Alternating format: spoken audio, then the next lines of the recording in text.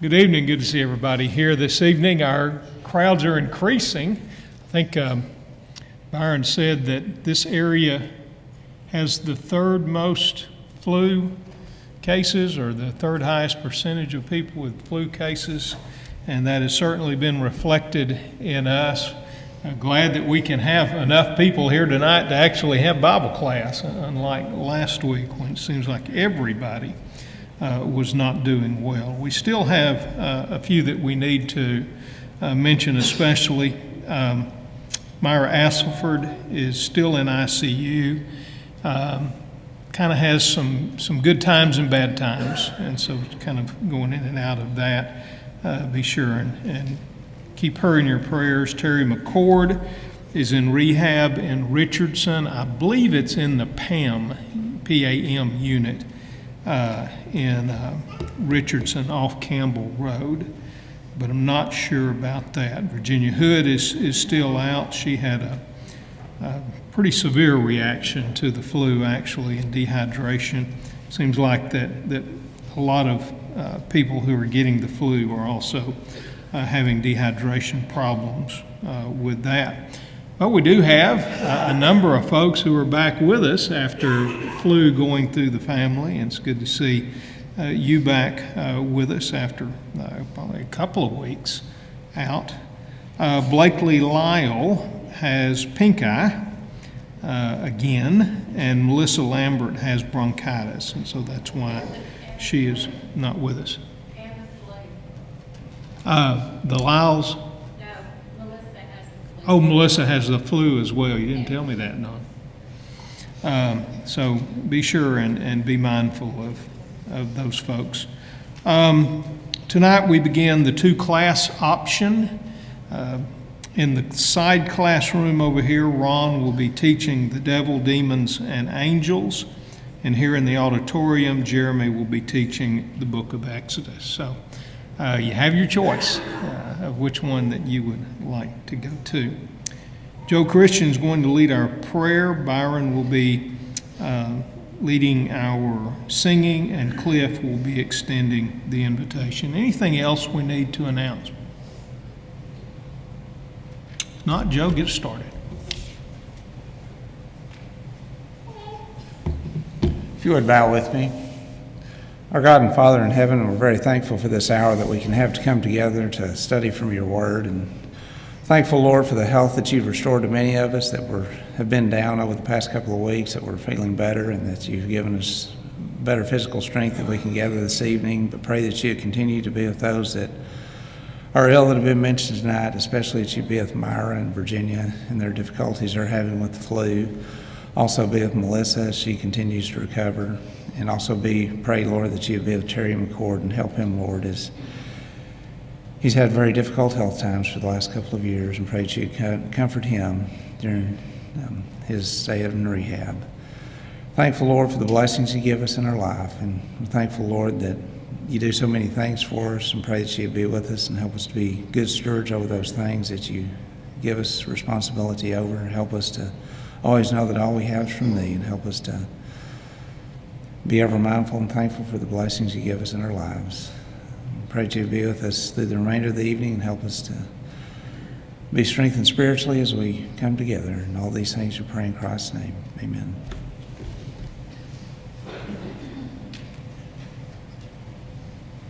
We thank thee, Lord.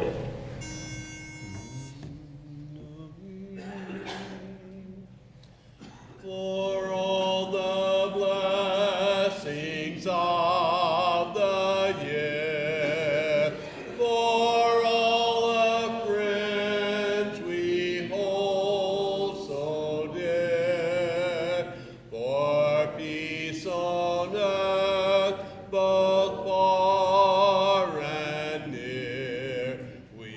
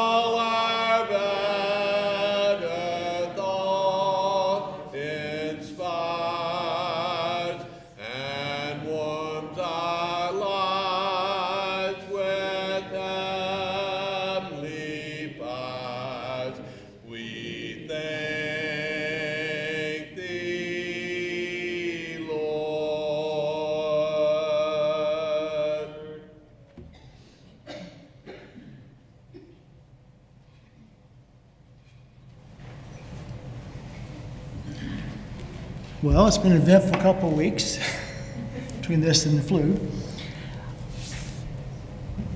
Before the creation of the world, God had a plan to save man.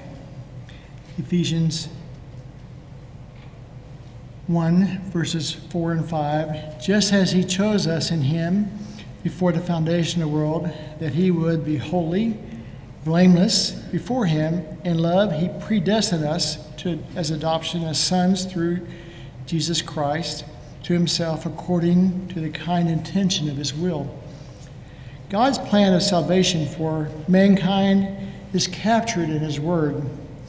There is only one plan revealed in his word. Satan, through man, has distorted the word of God in a multitude of beliefs and philosophies. The most convincing lie contains mostly truth. This, of course, is to keep us off the path that leads to salvation.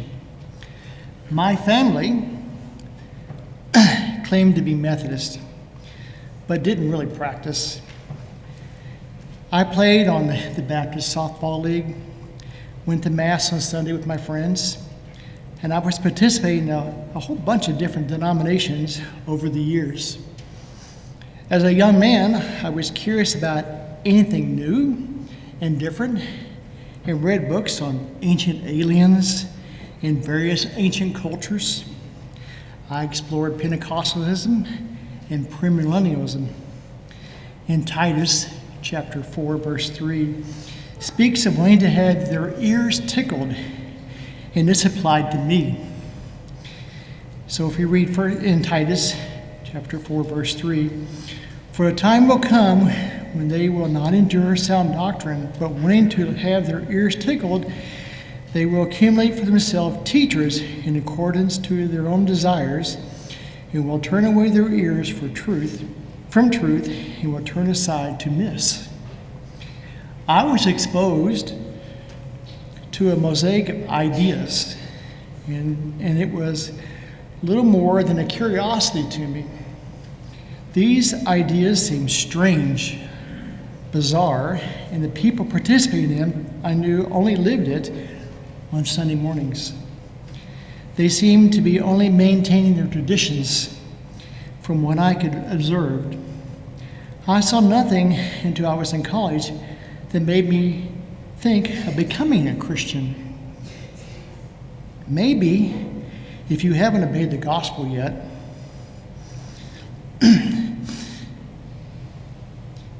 let's see, I lost my space. You may be have had a variety of excuses, and for example, I just don't know enough. I'm not sure that I'm not sure if I know enough, or maybe I just need to study just a little bit more. You probably have made these excuses to yourself in the past. Finally, a young woman, my soon-to-be wife Brenda, convinced me that I need to actually read this book, the Bible, for myself, and stop listening to all these poor sources of information. The Bible is a source of extreme of truth, and is the only real source of authority. She purchased me a Bible, and I read it cover to cover, and I was converted to Christ. I will qualify that I was young, I was arrogant, and very much a skeptic. Not exactly an ideal prospect for a convert. So what is the takeaway from my story? You need to go to the source of truth, the Bible. I found the Bible is a very unique book among books known to man. It has 66 books written by between 35 and 40 authors over a period of 1,500 years, and yet it all harmonizes. The New Testament portion has copies, partial copies, and fragments dating back to the 2nd century in existence today. The Old Testament accuracy is supported by multiple sources. For example, archaeology.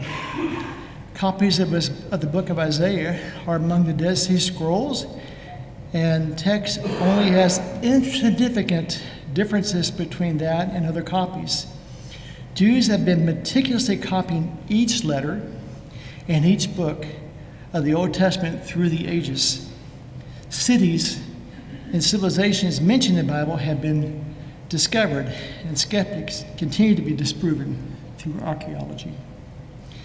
Facts and prophecy written down by authors could not have been known unless revealed through inspiration. Here are some examples. Astronomy. The Bible speaks of the stars singing. Radio telescopes record the various frequencies of the stars. The discovery of sea lanes are written in the Bible. The person who actually went and discovered the sea lanes was in his bed. He was sick, and this was written to him. He said, "I'm going to go find this," and that's when he discovered the sea lanes through the different logs in the ships. Other biblical authors and external authors quote portions of the Old Testament text. These provide us other sources of dating and references. These types of evidences and more than I have time to cover tonight have convinced this geeky engineer and skeptic that the God of the Bible exists and I need to obey him. So what did I find when I read the Bible that Brenda gave me for myself? I found that God sent his son, Jesus, to fulfill the promise to save mankind. And this is recorded in Matthew 18, verse 11. In Romans 10, verse 14, I discovered that salvation is contingent upon hearing and believing the Word of God. I found that I needed to confess that Jesus is Lord in Romans 10, verse 9. And in reading Acts 2, verse 38, it showed me that one needs to repent and be baptized for remission of sins. And I know that I need to remain faithful until death to receive the promise. If you would like to become a Christian this evening, please make your way forward and make your wishes known. If you have previously obeyed the gospel and need the prayers of your brethren for support or confess a public sin, we are here to pray with you and bear your burden as we stand and sing. Softly and tenderly, Jesus is calling, calling for you and for me. See on the portals he's waiting and watching, watching for you and for me. God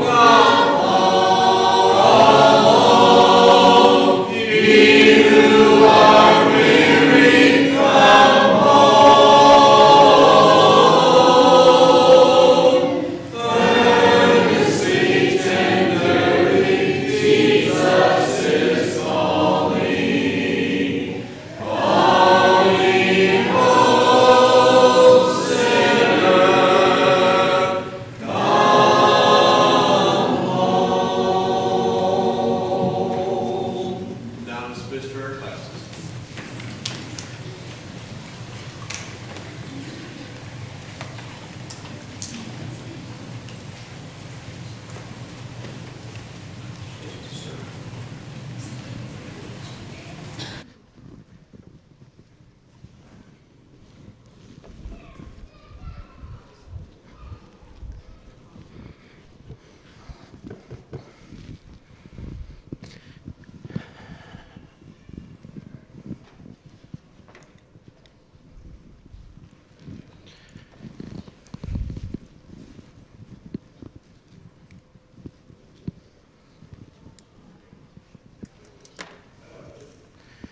All right, if you have not received a binder yet, the guys are doing a great job passing that around. And I'm confident we printed plenty. We should have some more to distribute for those who come back next week.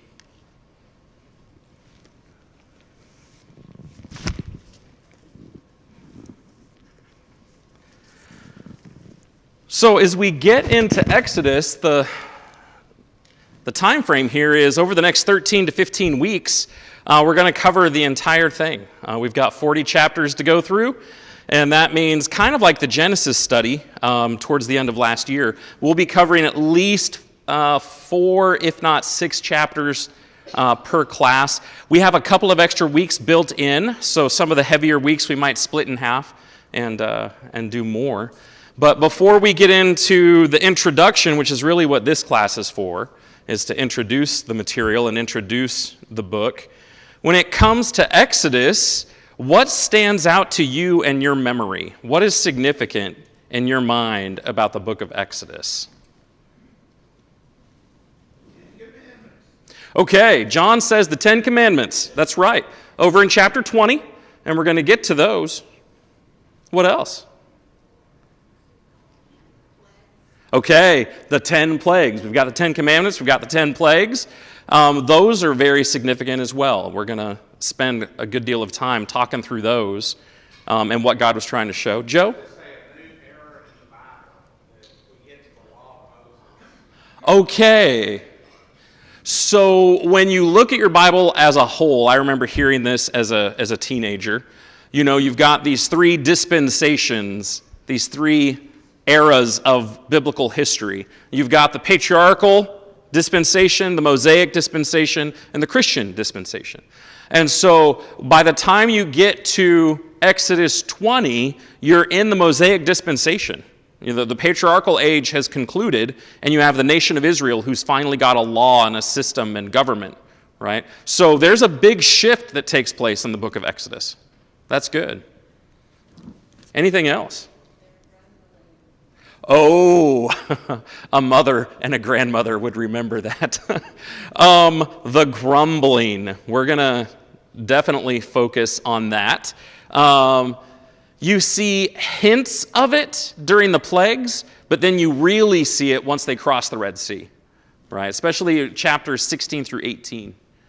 Yeah. God's clear protective hand in even just daily needs being met, as well Okay. as big moments of protection Yeah. they could recall. Yeah, so Jenny is saying these big moments and even small moments of God's providence and protection.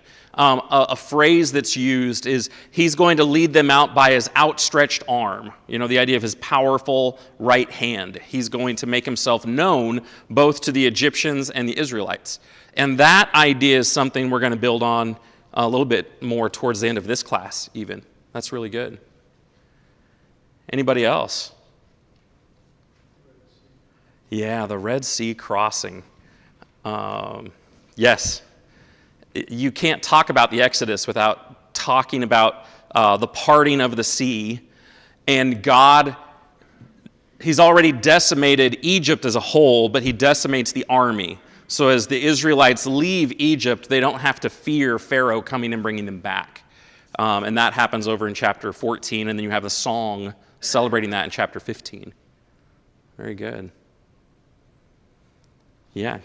What would you say about Moses? I mean, you would think in some ways that he would be fine being a spokesperson with the house he grew up in. He's ready to lean into Aaron, like, I can't do this. And so you also Yeah. his growth as a leader?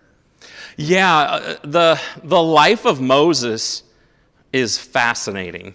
And we have a lot of information about Moses as a character, almost more than any other character in the Bible. You've got 120 years of life that very evenly break down into 40-year segments. You've got the 40 years where he's raised as an Egyptian prince, and then 40 years when he is a shepherd in Midian, and then his last 40 years from 80 to 120, where he's leading the Israelites around before they go into the land of rest. And then he dies on Mount Nebo looking in and doesn't get to go. So the end of Deuteronomy, Moses' life ends. But then you go to the New Testament, and by inspiration, you have these New Testament speakers and writers that give you more insight into Moses. So you have Stephen over in Acts chapter, I want to say 7. Stephen's long sermon there, half of it is about Moses and the Exodus. And then you go to Hebrews chapter 11, and the Hebrew writer has a nice paragraph in there about Moses and his decision to leave being a prince but shepherding God's people. So there's so much about Moses. Yeah, that's awesome. Anybody else?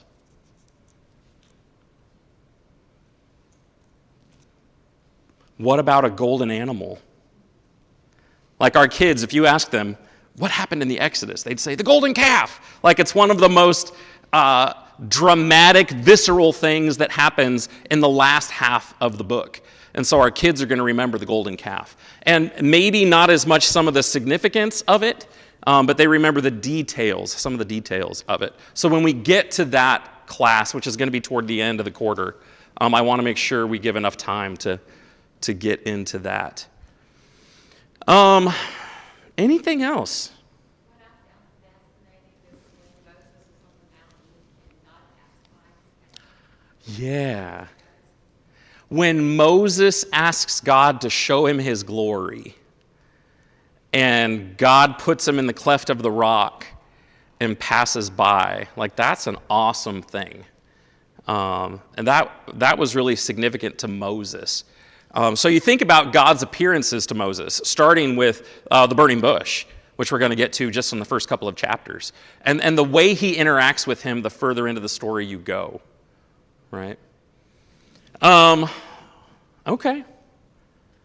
Well, let's kind of talk through this. I'm going to share some photos. I asked Anna, should I share some photos to start? And she was like, yeah, you should share. So if these are boring to you, I'm sorry. Sorry, not sorry. So back in 2022, the Appian Media team, the production team of which I'm a host, traveled to Egypt and Jordan to do a documentary on the Exodus. And there are some really good, helpful videos online covering the Exodus from a historical perspective, or kind of a whodunit perspective, where they're looking for archaeological evidence for the reality of it. So we didn't feel like there was a need for that. There was one most recently done by Patterns of Evidence, which is really good. So what we did is we went to try to capture what would it have felt like to live through the Exodus, and then what's the significance of Exodus to the rest of the Bible. That's really what our approach was to what we put together. So my brother, in a very organized way, he's just that kind of guy, very OCD, which makes him great at his job. He wanted his kids to know where he was every day. So he put this map together for his kids, and it looks beautiful. This is what they put on the fridge, and I was like, I'm going to use that. So we were gone for approximately 2 weeks, from the 3rd of October through the 15th of October.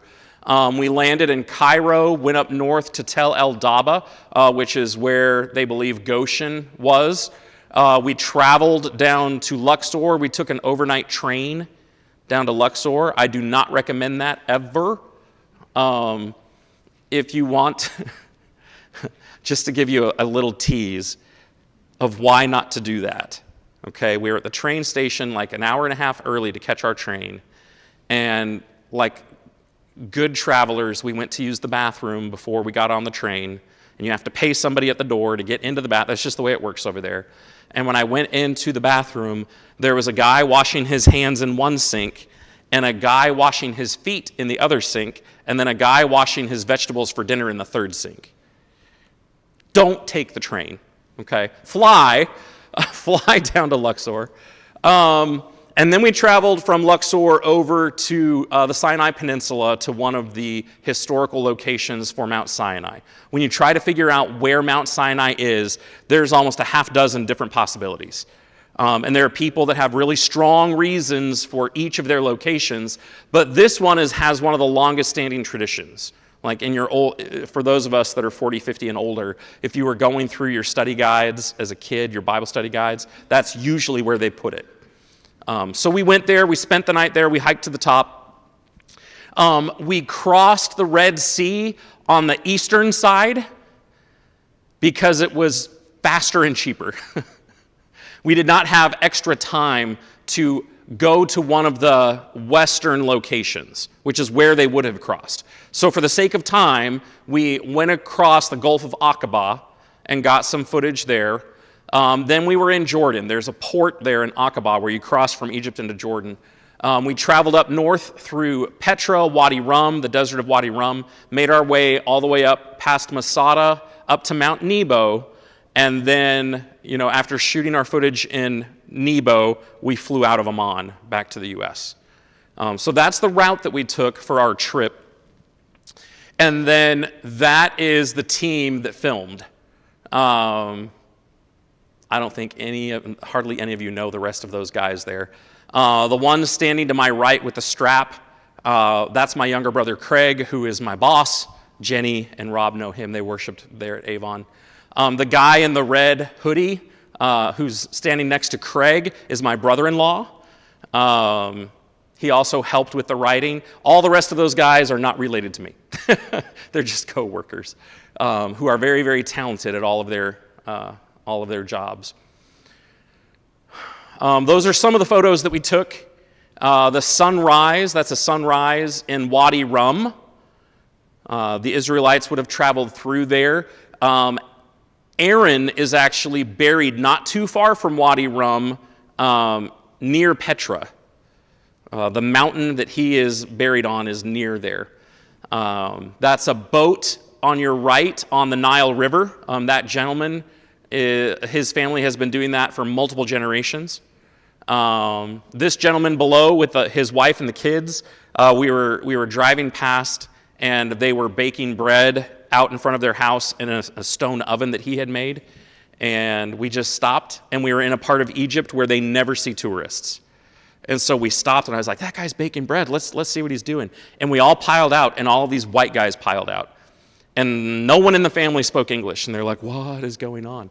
And we had a translator say, hey, this is a film crew, and they saw you baking bread. And he's like, do you want some? And so they served us breakfast on the side of the road by their house.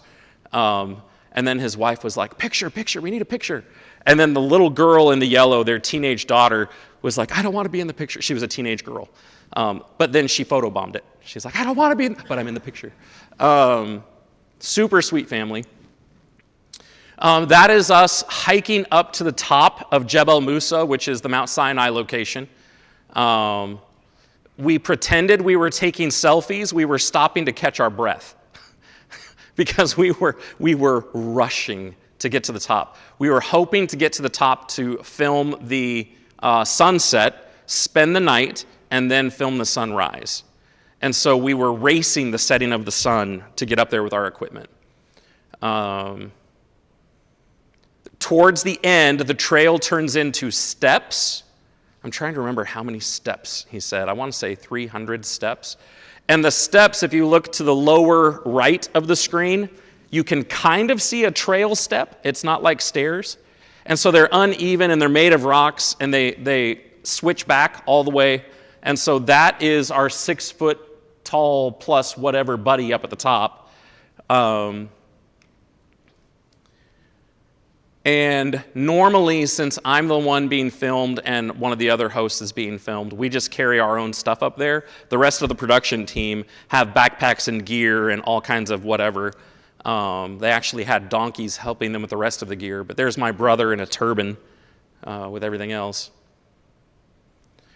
And that's my view most of the day, is a crew of like 7 or 8 people in weird poses with cameras rolling and local people going, are you CNN? That's us. We had made an arrangement. There's a Bedouin tribe that kind of runs that site, and they have for hundreds of years, if not thousands of years. They are the custodians of that site. And so there's a set of 3 brothers right now who operate it, and they take rotations. 1 or 2 of them will work up near the top, taking care of the tourists, and the other one will take a rotation being a guide, leading people up and down, and then after about 6 to 8 weeks, they'll swap. And so they have a little hut that you can stay in at night if you want to stay there, and they have really thin mattresses and camel blankets that are used, and normally that's where you sleep. And one of our guys had the brilliant idea, hey, can we just sleep out in the open on the hard rock? And they're like, are you crazy? It's going to get down to 40 degrees. And they're like, yeah, but we'll have the stars. So we slept on rock. And that blanket on the far end, the black one with the red, I actually bought off of him for a souvenir. I was like, can I take this blanket home? He's like, yeah, for $5. And I was like, $5? So I gave him $5. And when Anna picked me up, she's like, you smell horrible. And I was like, it's not me. I showered. You're smelling the camel blanket in the bag over there. I think she washed it 3 times. Those are the last 10 to 20 steps to the top of that mountain. That's a nighttime sky. That picture was taken in the middle of the night. It was a full moon, which is why it's so bright. But up at the top, kind of to the left, on the screen, you can see it really well. All those are star pinpricks. So we made it in time for the sunset, and it was really hard to sleep because it was so bright. That's the sunrise. So the picture on the cover of your binder is a picture that I took while I was there. We got up about 15 minutes before the sun came up, and we stayed there for half an hour just taking constant pictures, trying to catch stuff like that.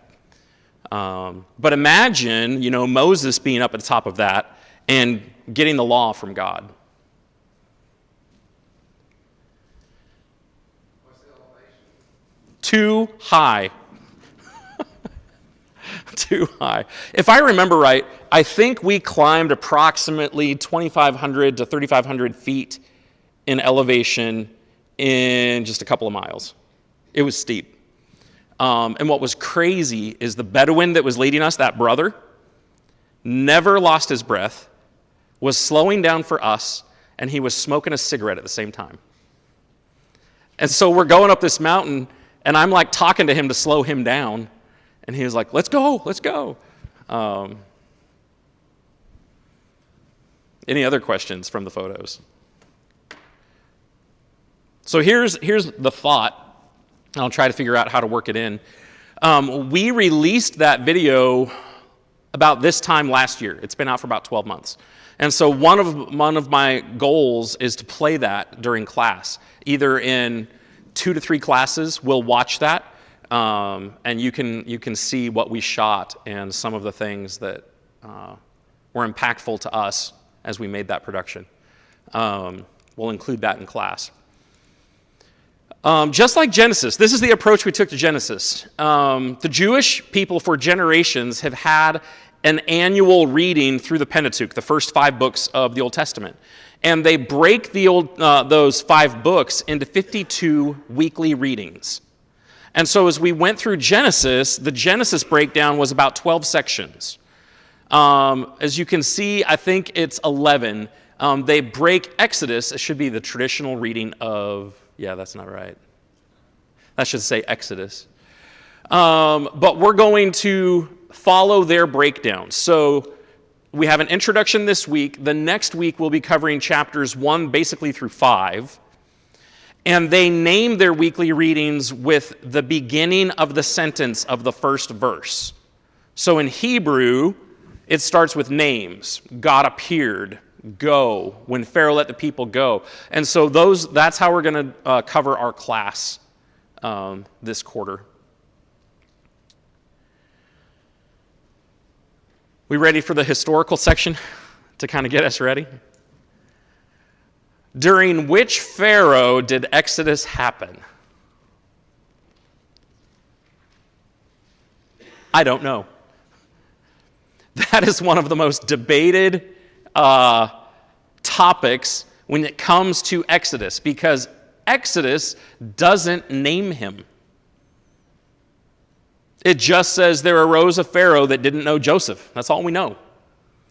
And so you have to do some sleuthing from biblical chronology and some other things to try to get an approximate date. And so I'm going to share with you the best that I think. I'm not going to die on this hill, but it'll give us a setting. Okay?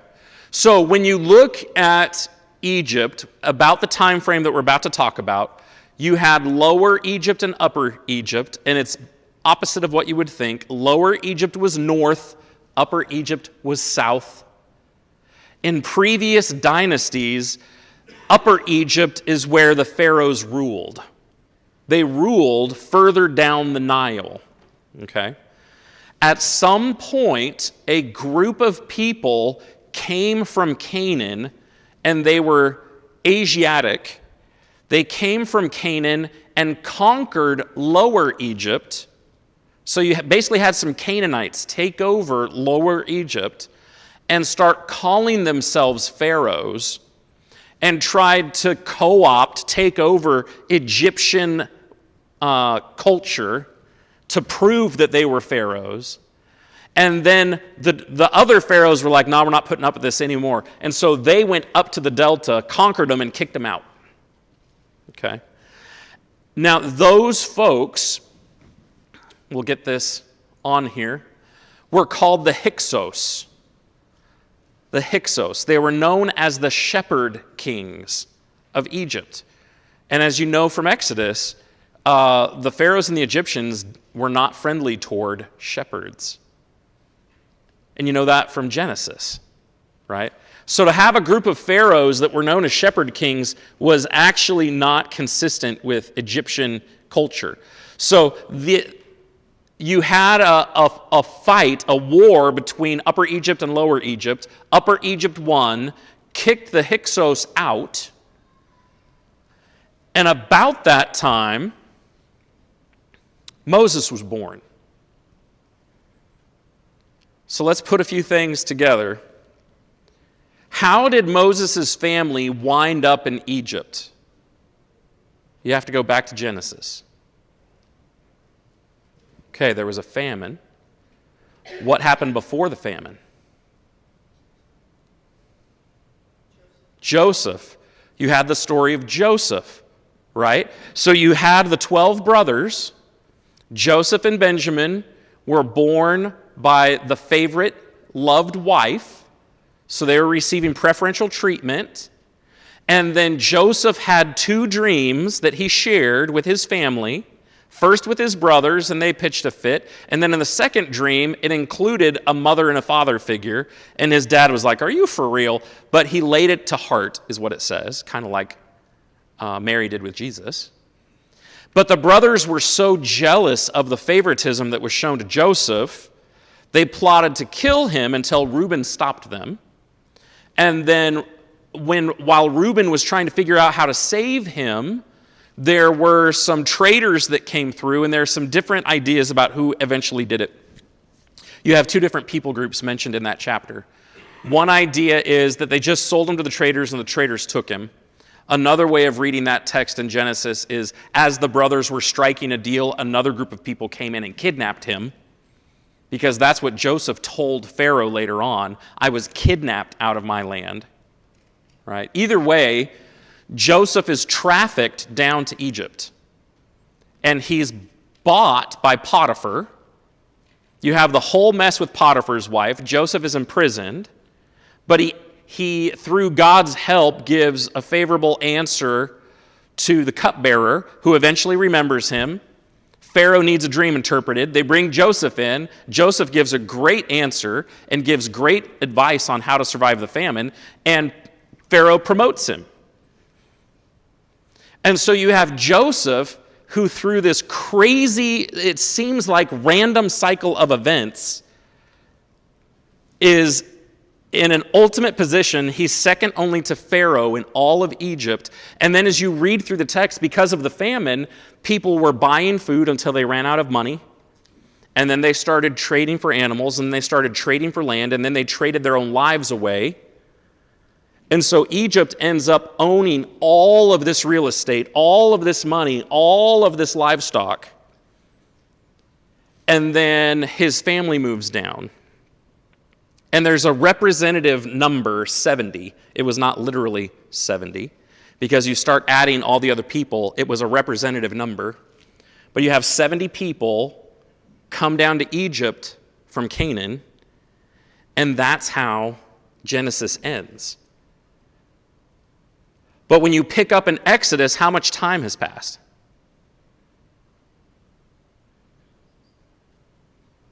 $400 years. You've got 400 years. And what has happened with Joseph's family in 400 years? Which is exactly what God promised he would do. You go back to Genesis 12 and the promise to Abraham and to Jacob and to Isaac, and eventually he passes it on to Joseph. The family, the population of that family explodes. But think about the timing. You've got 4 centuries of history from when Joseph went down to the time of Moses' birth. And in the middle of all that, you had this political history happen, where you had Canaanite people, shepherd kings, come in that shared similarities with Joseph's family, and they get expelled, but you still have this group of people that is more different than you than similar. And so the safest thing in the new Pharaoh's mind is, we've got to get these people under control, because we could have another bunch of unrest and they will overwhelm us, and we'll lose the Nile Delta again. And so what you have going on in Exodus chapter 1 is you have Pharaoh trying to exercise population control because of all this mess. Does that make sense? Any questions about any of that? Let's get the rest of our timeline up there. So if Moses was born approximately in 1526, 14, it should be 14. No, that's right. You bump forward 80 years is when you get to the Exodus, and then you bump another 40 years, that's when the conquest of Canaan begins. So you've got 120 years from his birth to Canaan being taken by the Israelites. Okay? So if that lines up, then you've got, I can't read that from that far away. I thought Moses the third is the Pharaoh who likely experienced the Exodus.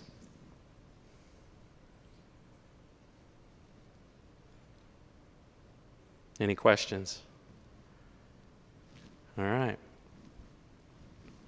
Something to think about, and we're going to build on this as we go, hopefully through the quarter.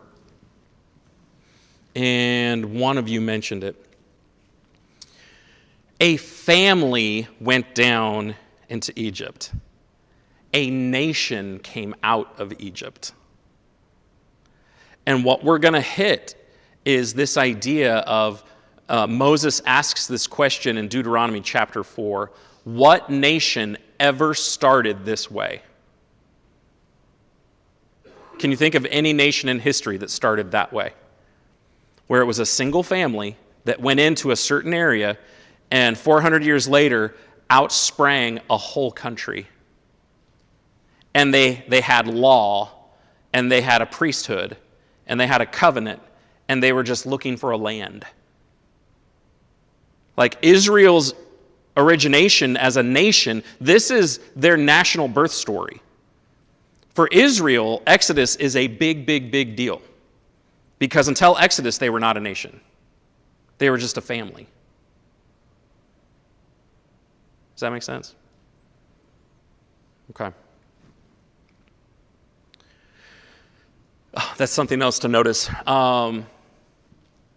Two phrases that are seen in the archaeological record around that time, Shasu and Apiru in Canaan, are two phrases used to describe the Hebrew people.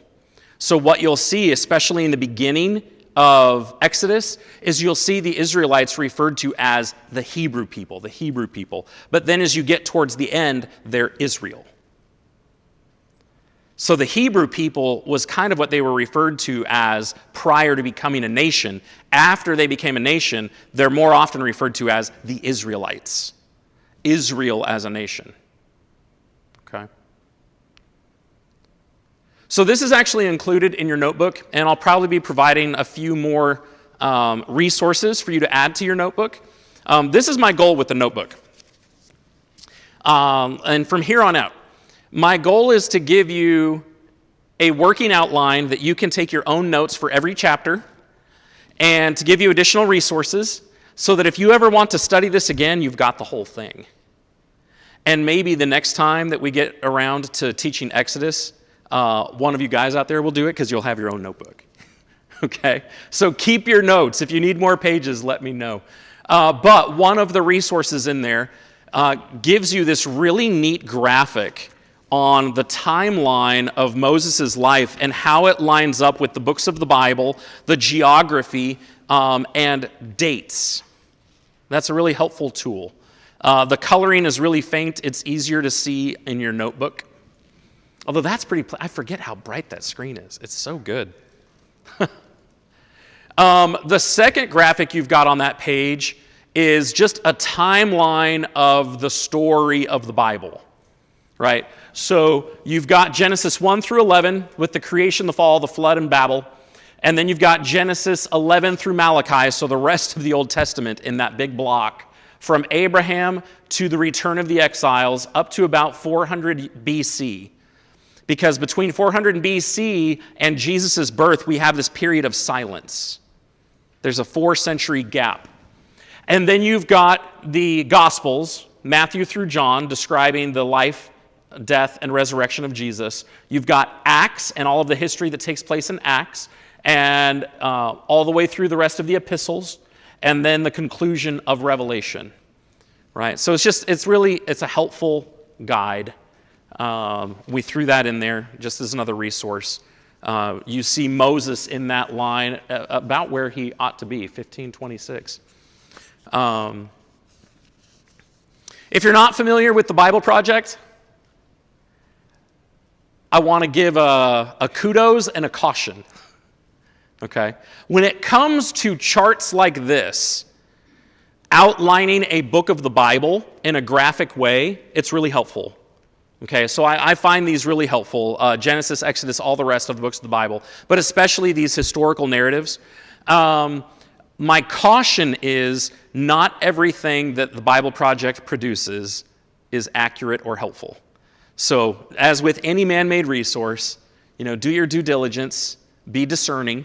But when it comes to the structure of the book, this is what we see. So the two big blocks. You see chapters 1 through 18 that covers the Exodus out of Egypt.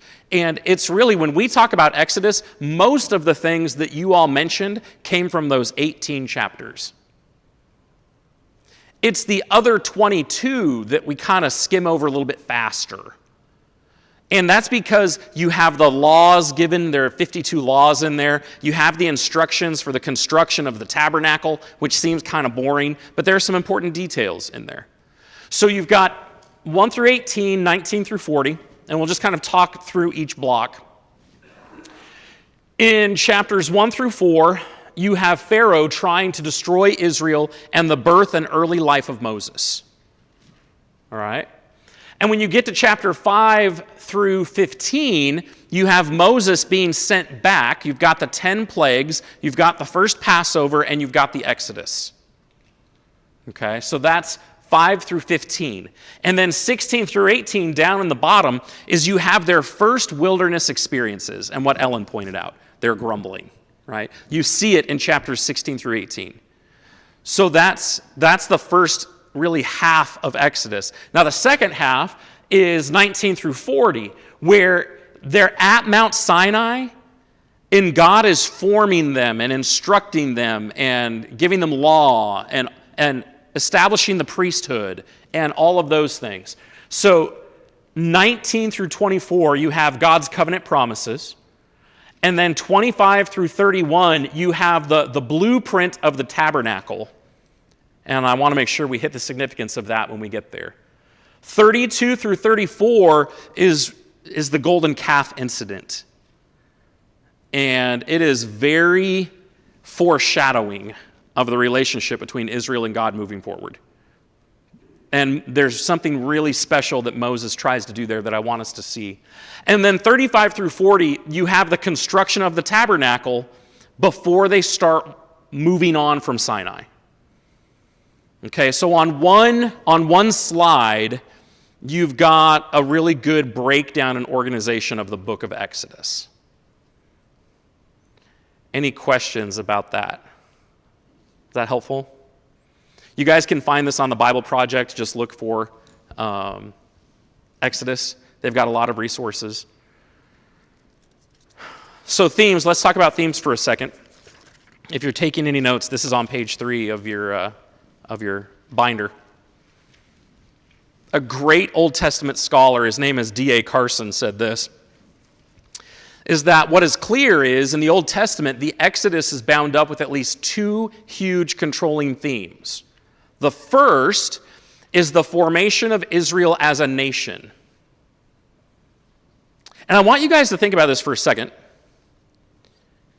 If Exodus is the historical record of the beginning of Israel, then what do you think the rest of the Arab world wants you to think about the Exodus?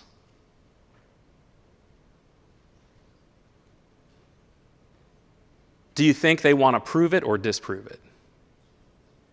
They want to disprove it. There are a lot of other nations that are hostile to Israel that make a case that the Exodus is nothing but myth. And the Hebrew people came up with it to justify their existence. And so there have been countries in the past that intentionally destroyed archaeological records of Israel in Egypt. Now, there still are some pieces of evidence for it, but there's a lot that's just been lost to history, and it's been maliciously destroyed. Okay? But Exodus, like we said earlier, is the evidence of God creating a nation. All right? The second theme, is that it is stunning how the Exodus controls a great deal of the discussion of the entire rest of the Old Testament. And this is what I mean. In Exodus 20 and verse 2, you've got the 10 Commandments. Guess what the 10 Commandments are founded upon? The God who brought them out of Egypt. He starts the 10 Commandments with, I am the Lord your God, and he could have stopped right there. But he identifies himself and says, I am the Lord your God who brought you out. Therefore, listen to these laws. Bum, bum, bum, bum, bum. So him being the God who delivered them is what it was based on. And then you see things like that throughout the Psalms and the prophets. Psalm 77, 13 through 20.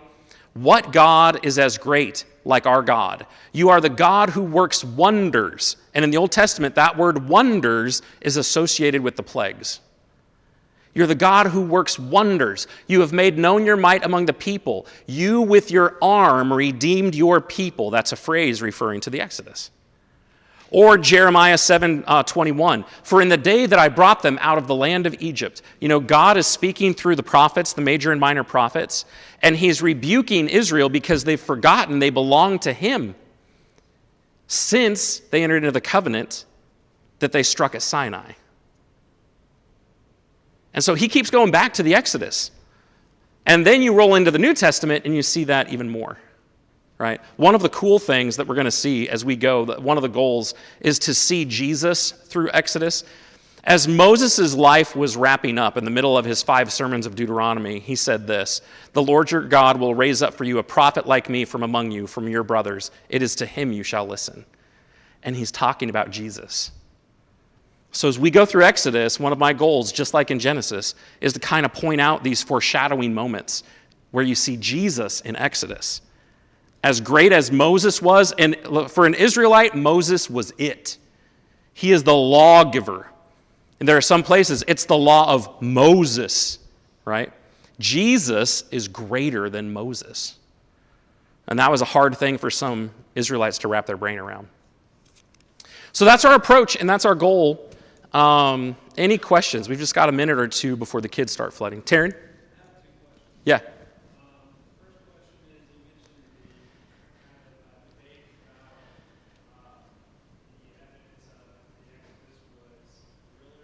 Yeah.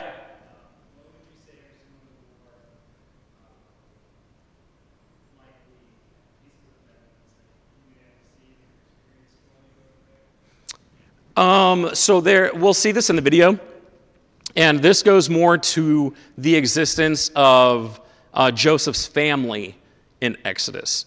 Okay, so in the area where they think traditional Goshen was, the place that we went to on the map, Tel El Daba, I think was the name of it, they found a burial place in a smaller palace that had tombs that had both Egyptian elements and had Semitic elements, like Hebrew elements, and there were 12 of them in the same palace. And they think that's probably where Joseph and his brothers for a period of time were. And it dates to about the time 400 years prior to this. And so that's actually been preserved. So in the documentary, we actually went to the very small little museum in the corner of nowhere where they had some of that stuff. Now that wasn't exclusive to the Exodus, that was pre-Exodus, that was Genesis. But that's one that really stood out to me. We actually introduced an Egyptologist that took us around Karnak, and he had some really cool things to show us that we'll see in the video. When we get to the golden calf, some of that points to, there's so much cool stuff. What was your second question?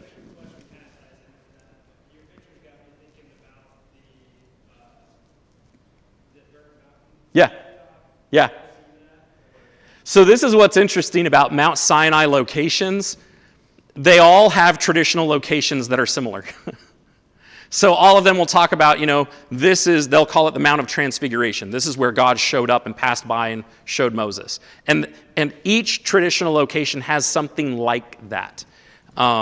So there's one further east that the Patterns of Evidence guys think are a more likely spot. But each location has pluses and minuses to it. For production purposes, we went to the one closest to where we were, which was the Sinai Peninsula. Good question. All right, so for next week, for next Wednesday, please look at page 4 and read the first 5 chapters of Exodus. Okay, make any notes that you want to make, write down any questions that you've got, and Lord willing, we'll cover those 5 chapters the best that we can, and pay special attention to the single question at the bottom of the page. There is one question. Just pay attention to it, and that'll help us in our discussion. All right, thank you all.